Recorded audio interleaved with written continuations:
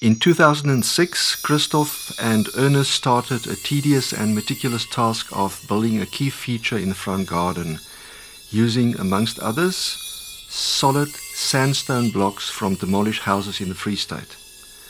This alcove was destined to become an important part of the sculpture group Embracing Inner Terror.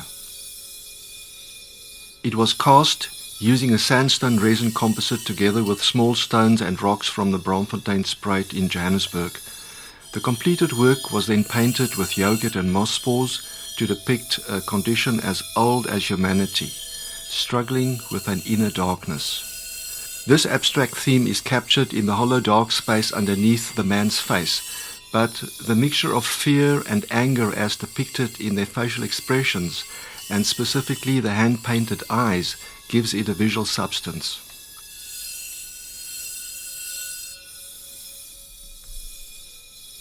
One evening I took my old Chino and Mitzi outside for their last pee of the day. It was drizzling, a typical quiet and peaceful Graskop mist rain. I then noticed something strange about the sculpture. Not only was the man clearly tearful, but his nose was dribbling and the forehead sweating. The rest of his face was dry. When checking his face again the next morning, the tears had gone, but it was as if there remained an eroded path of sadness under his eye. This had me thinking.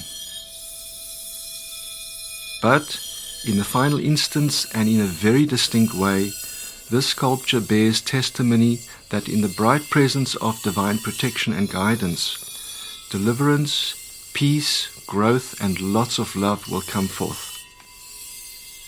This realization started when a guest noticed the shadow behind the sculpture. When illuminated from the front, the leopard shadow becomes the consoler, and the man shadow changes into the consoled.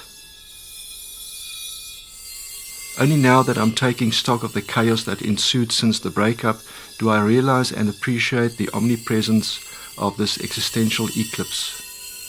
It allowed unprecedented growth and wisdom. It brought about an unceasing gratitude.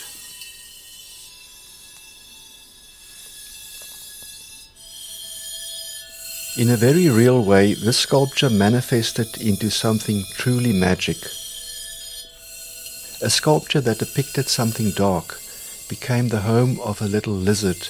King of his castle, he sometimes perches on the leopard's nose as if he is a third eye, then scurries away to the base of the sculpture, keeping a close watch on the visitor. His amazing and captivating little Garden of Eden in the dark, so to speak, keeps oscillating between death when it is dry and then restoration to new and different forms when it rains again.